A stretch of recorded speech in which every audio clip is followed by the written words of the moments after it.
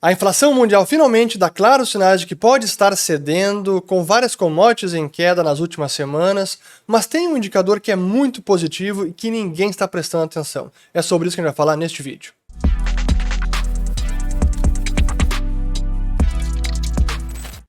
Muito bem, a todos aqueles que estão chegando agora aqui no canal. Meu nome é Fernando Urrich, aqui a gente fala de economia, mercados e investimentos. Se vocês gostarem do conteúdo, considerem se inscrever, ativando o sininho aqui embaixo e também compartilhando este vídeo.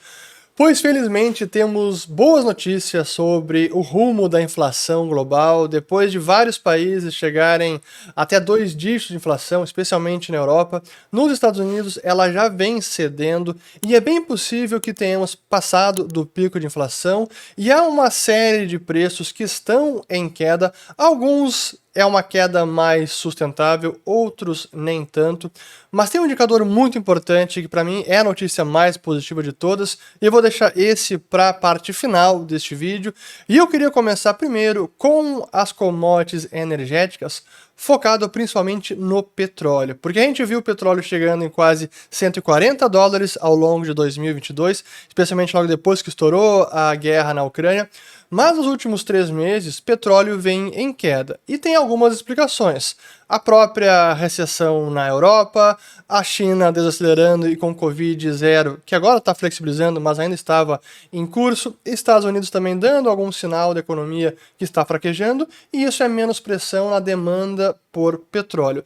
Além disso, o Biden também vem drenando as reservas estratégicas de petróleo, o SPR, Special Petroleum Reserves, e isso também é uma pressão vendedora, portanto é mais oferta de petróleo e no curto prazo acaba deprimindo o preço do barril tanto do WTI como do Brent também, que é o que eu coloco já aqui na tela, que nos últimos 3 meses o Brent caiu quase, tá aqui, 13,40% de queda, assim como o barril do WTI também com 13,61%, e por consequência a gasolina também vem em queda até um pouquinho menos 11,57%, então essa a performance dos últimos 3 meses, e aqui o contrato futuro de diesel com uma queda até maior, com 20,51%. Então, do lado do petróleo, sem dúvida que isso é uma notícia positiva, porque são os itens mais voláteis e que trazem uma pressão bem mais imediata para os índices de preços, e com essa queda é possível que nós tenhamos até talvez mais uma queda na inflação americana no mês de novembro e talvez até dezembro. Mas ainda falando de commodities energéticas, também temos boas notícias por outras commodities, como por exemplo, aqui o carvão, que nos últimos 3 meses também apresenta quase 9% de queda, assim como o etanol, 12,50% de queda, gasolina que já falei, o gás natural, que também teve uma queda nos Estados Unidos de quase 20% nos últimos 3 meses, e por fim o óleo de aquecimento, com queda de quase 22%. Isso a gente vê especialmente nos Estados Unidos.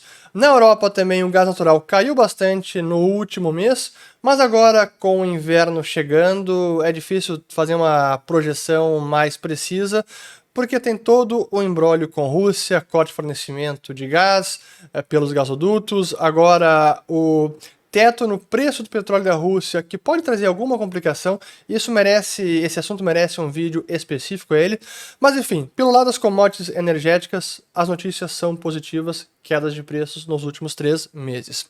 Olhando também a parte do frete marítimo, é interessante ver o BDI, que é o Baltic Dry Index, que também deu uma cedida. Aqui é um índice mais volátil, o BDI é um índice de carga a granel e é uma média de preço, e ele vem aqui, deixa eu até colocar aqui só um pouquinho, vamos colocar na tela, Baltic Dry, tá aqui, eu já tinha colocado separado, aqui ó, o BDI, temos aqui nos últimos, vamos falar último ano, mas mais especificamente aqui os últimos meses, que está se situando ali na casa dos, ao redor de 1.200 até $900, sobe um pouquinho, chegou a quase 2.000, agora voltou a ceder, mas olhando a foto dos últimos anos, o BDI está bem abaixo.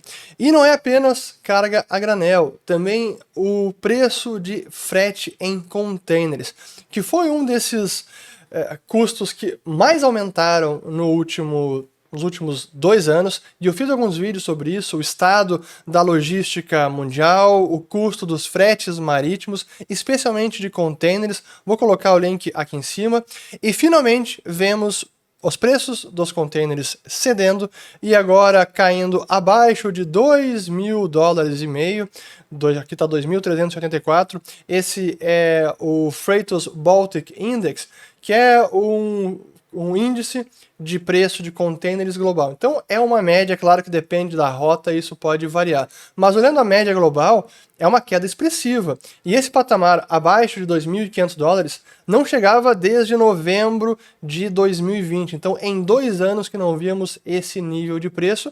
E também é uma notícia positiva, queda de preço, e que também reflete a desaceleração da economia global. Assim como o transporte de carga rodoviária nos Estados Unidos, o mês de novembro foi a maior taxa de contração nos preços de transporte. Aqui temos o Truckload Index, que é o de carga de caminhão nos Estados Unidos, que teve essa queda forte aqui, então, de praticamente todo mês ali até o início de janeiro, e seguiu a todo o ano de 2022 em queda, e mais um pouco agora em novembro. Então, olhando commodities energéticas, petróleo em queda, fretes em queda, temos aqui fretes também de caminhões em queda nos Estados Unidos. E outro dado importante, o preço dos alimentos no mundo também voltou a cair, ainda estacionado num patamar elevado, mas não está mais subindo e até caiu nos últimos 3 meses. Aqui trazendo o FAO, que é o Food and Agriculture Organization, que é a Organização de Alimentos e Agricultura das Nações Unidas. E a gente tem aqui, então, o FAO Food Price Index, indicador de preço de alimentos. Vamos colocar aqui até dar um zoom nesse preço, ó.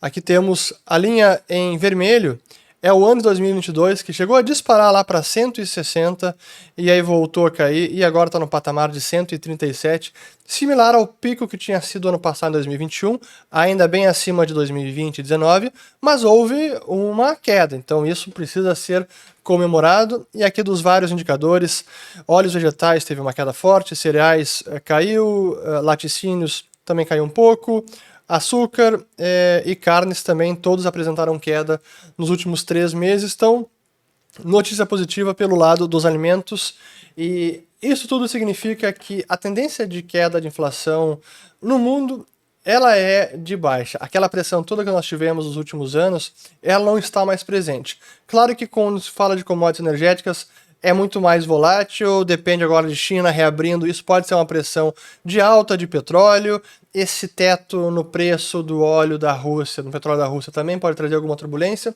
mas é um dos preços, não são todos. Mas para mim, o fator mais importante, esse que é um indicador que está sendo amplamente ignorado e que foi ignorado também logo depois do estouro da pandemia, é o agregado monetário M2. O que eu mais gosto de utilizar para mensurar o dinheiro em circulação, a liquidez que circula na economia e que ela que tem o grande potencial de impactar o nível geral de preços. E quando a gente olha o M2 nos Estados Unidos, o que está acontecendo agora é histórico. Vou mostrar para vocês aqui o M2, então, desde 1959. Esse é o dado. M2 chegou a 21 trilhões 856 bilhões de dólares. Esse foi o topo do M2 americano em março de 2022. E desde então temos tido uma queda. M2 está caindo, algo que é raríssimo de acontecer, e caindo numa magnitude que não se via talvez nem desde a Segunda Guerra e talvez nem desde a Grande Depressão. Eu vou voltar a mostrar um gráfico sobre isso. Esse é o valor absoluto. Olhando aqui em variação percentual, a gente vê agora que o crescimento anual do M2 em outubro registrou taxa de 1,25% de crescimento ao ano. É a menor taxa desde 95. Depois de bater o recorde de crescimento de quase 27% ano passado, agora está parando de crescer, pelo contrário, até está contraindo, como a gente viu aqui no último gráfico. E depois eu vou colocar aqui, deixa eu até arrumar os gráficos para não fazer um spoiler do último gráfico que eu quero mostrar. Mas aqui então olhando a massa monetária. E assim como esse foi um indicador muito subestimado lá depois da pandemia, onde eu dizia, alguns analistas também, olha, essa é uma pressão inflacionária. Isso significa que todos esses estímulos monetários e fiscais estão refletindo na massa monetária em circulação. Isso significa mais dinheiro circulando, mais dinheiro no bolso das pessoas, no caixa das empresas, e isso significa poder de compra que vai aumentar, vai ser uma pressão no preço de tudo. E foi o que acabou acontecendo, e vimos a maior inflação dos últimos 40 anos, e esse foi um dos grandes combustíveis, infelizmente, até hoje ignorado. E foi ignorado na alta desse indicador e está sendo ignorado agora também, e é uma leitura positiva. Isso significa que a pressão do M2 agora é uma pressão deflacionária e não inflacionária como foi anteriormente. Por isso que eu digo que a tendência futura é de queda de inflação e não de aumento e aceleração da inflação. Aqui mostrando também o que é importante quando se fala do M2, ele é um agregado monetário que considera o passivo do Banco Central, papel moeda emitido em poder do público, os depósitos à vista e depósitos a prazo que são criados pelo sistema bancário. Mas é interessante fazer a decomposição do M2, olhando primeiro a contrapartida que é o lado do ativo dos bancos. E olhando o lado dos ativos dos bancos, as principais fontes de criação de depósitos são empréstimos bancários, empréstimos para empresas, para famílias, consumidores, industriais, etc. E também empréstimos para o governo, porque os bancos são grandes financiadores da dívida pública. Eles financiam o déficit fiscal. E quando a gente olha os créditos criados para empresas e famílias, eles seguem crescendo e bastante. Depois de uma queda que teve logo depois do estouro da pandemia, eles retraíram e voltou a subir. Então o crescimento do crédito para empresas e famílias está crescendo a taxas anuais de mais de 12%, coisa que não se via desde 2007. Então isso significa que os bancos estão emprestando. Porém, o que está compensando esse aumento de crédito é a contração do crédito para governos. Então os bancos estão emprestando para famílias e empresas, mas não estão emprestando mais tanto para o governo americano. E por isso que a gente vê aqui o Securities and Bank Credit, que são os títulos de dívida comprados pelos bancos, agora está em queda. Depois de subir sem parar, de forma acelerada, até março deste ano, começou a cair e uma queda muito intensa. Olhando aqui o crescimento anual, agora está em contração de 2,6%, ou seja, nos últimos 12 meses, o que os bancos financiam o governo americano está retraindo em 2,6%, e é a menor retração desde a crise de 2008 e, olhando mais para trás, desde 95. Isso significa que essa queda do financiamento ao governo é o que está compensando o aumento de empréstimo para famílias, e por isso que o M2 está em queda. E a gente pode ver isso pelos depósitos totais nos bancos, agora separando dentro do M2, tirando apenas a parte de depósitos, é o que a gente vê aqui, então, depósitos finalmente mostrando até queda, depois de chegar na máxima de mais de 18 trilhões de dólares em agosto desse ano, começou finalmente a cair e agora temos uma retração. Olhando em termos de crescimento anual, foi um decréscimo de menos 0,6% nos últimos 12 meses, todos os depósitos bancários nos Estados Unidos. Algo como isso não se via desde 95, uma contração no nível de depósitos bancários. Esse gráfico realmente é histórico, e aí eu termino com o último deles, que é um gráfico não é o Fred St. Louis, é o Alfred, que é a série de estatísticas históricas, ou Vintage. E esse é o gráfico de todos os depósitos dos bancos comerciais americanos, desde 1908 até 1945.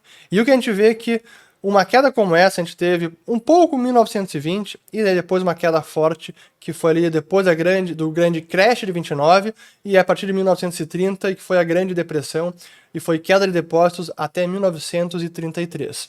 Não estou afirmando que iremos para esse nível de contração monetária, isso não vai acontecer porque o Fed jamais permitiria com que isso acontecesse, mas um pouco de contração monetária nós estamos vendo. Isso significa deflação monetária, é destruição do dinheiro, portanto, uma pressão deflacionária que tende a impactar o nível de preços, e por isso que a perspectiva de inflação nos Estados Unidos ela é sim de queda. Então esse é um indicador que eu queria mostrar que está sendo ignorado, assim como foi ignorado no pós-pandemia, segue sendo ignorado, mas é fundamental de acompanhá-lo. Mais para frente, aí é difícil a gente fazer previsões, mas esse cenário ainda de China, de desglobalização, de subinvestimento no setor de petróleo e gás, esses são fatores inflacionários que podem manter a inflação no mundo num patamar mais elevado do que foi nas últimas décadas. Não significa que a gente vai ter 10% de inflação nos Estados Unidos, na Europa, por anos a fio. Mas talvez aquele 2%, 1,5% até 1%, que acabou vigorando por vários anos na Europa e nos Estados Unidos, esse nível de inflação talvez tenha ficado para trás e por um bom tempo. Espero ter gostado desse vídeo sobre a inflação global, sobre a pressão deflacionária do dinheiro em circulação nos Estados Unidos, e comentem aqui o que vocês estão achando e até o próximo vídeo. Valeu, obrigado. Muito bem, acho que eu consegui trazer todas as informações que eu gostaria, que são informações positivas sobre a trajetória da inflação global. Colocarei todos os links nos comentários. Valeu!